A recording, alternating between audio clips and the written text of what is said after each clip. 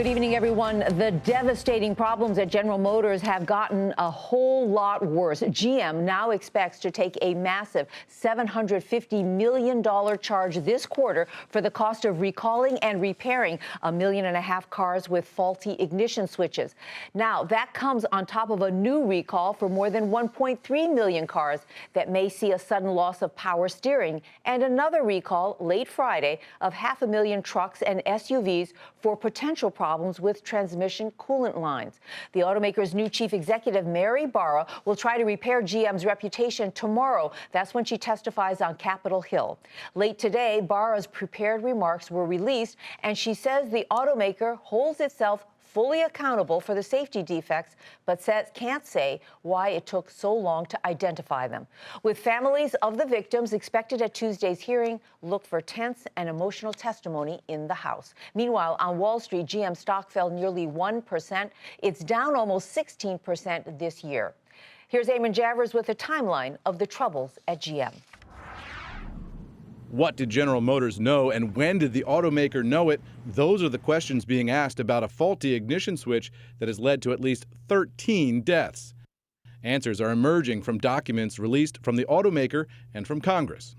In 2001, GM first became aware that there was a serious problem with select vehicles. In 2002, auto parts supplier Delphi, which makes the ignition switch, said GM approved the part knowing it didn't meet their specifications. In 2003, a dealer technician also observed the car stall after the ignition had switched off while driving. These dates are in stark contrast to what the automaker first claimed, that they only knew of the defect in 2004. Fast forward 10 years to February 2014, GM under new CEO Mary Barra issues a recall for over 1.5 million vehicles, sparking regulators to launch a formal investigation. This month, the National Highway Transportation Safety Administration demanded detailed answers to 107 questions to determine if GM properly followed the legal processes and requirements for reporting recalls.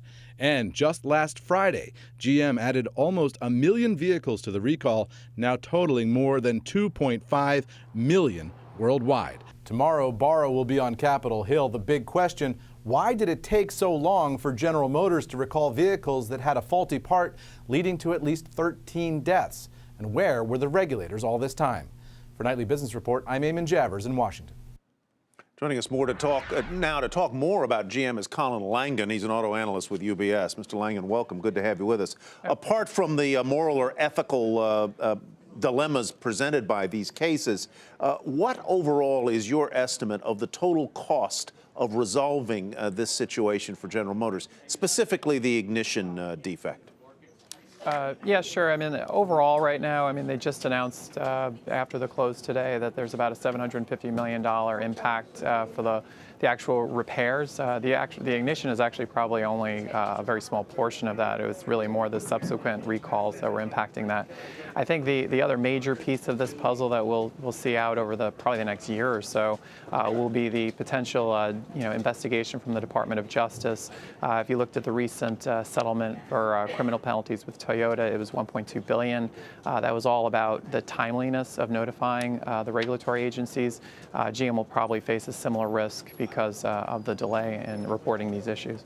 Colin, how do you think Mary Barra is going to do tomorrow on Capitol Hill? She's already apologized. She says she wants to do the right thing. Do you think that she can do anything to repair GM's reputation tomorrow in front of lawmakers? I think she has a tough job ahead of her, but I think she's done a very good job so far. I think she's been very open, very responsive as much as they can be as they're continuing the investigation. But she'll be facing a lot of tough questions tomorrow, and quite frankly, it doesn't sound like they have all of the answers yet. But I think they're doing a very good job of communicating openness and responsiveness, and really being very apologetic, which I think is very important at this point in terms of managing the long-term brand impact here. Colin, the current General Motors is inoculated by its bankruptcy filing from legal liability for incidents that occurred before 2009. But there are reports today that General Motors may set up a sort of reimbursement fund of the current company, giving money back to the stub or the bankrupt estate. Have you heard anything about that? And what do you think of that as a way to make things, if not right, at least better? I mean, it's clearly an option. I mean, I think what you said is mostly correct. I mean, since any incidents that occurred before bankruptcy, which is the majority of the incidents, as far as we know, they would not be legally liable for. So this would really be, GM trying to do the right thing. We'll see, when or if they make that kind of announcement that, could come, with coordination with the Department of Justice settlement or something like that. But, it's clearly a possibility that they could do something like that. There are so many question marks and issues, uncertainty hanging over General Motors, and yet, from the investment point of view, you still like the stock. Tell us why you like it at $34, and I understand you got a $51 price target on it. Yeah, I mean, if you look at the stock, it's been down about 9% ever since the recall news happened. That's about $5.5 billion of its market cap.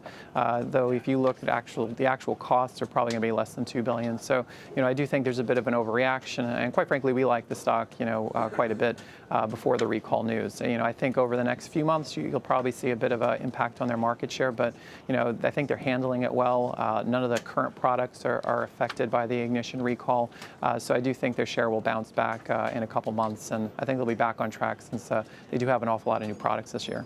Colin, in the grand scheme of things, are these subsequent recalls, the ones after the ignition switch problem, are they bigger and more costly in some ways? Yeah, in my opinion, they're probably actually more costly recalls. The actual ignition, according to other companies, is around only the part itself is only $2 to $5. Labor cost is actually probably low. It's really depends on the complexity. Some of the other recalls are a little bit more complicated. I think what GM is trying to do is make sure that there's just no additional recall headlines lingering throughout the rest of the year. So, and I also think they're trying and actually being responsive to any potential issues to show that they really are trying to change the way they've acted relative to their history. Colin, thank you very much for being with us tonight. Colin Langan is an auto analyst with UBS.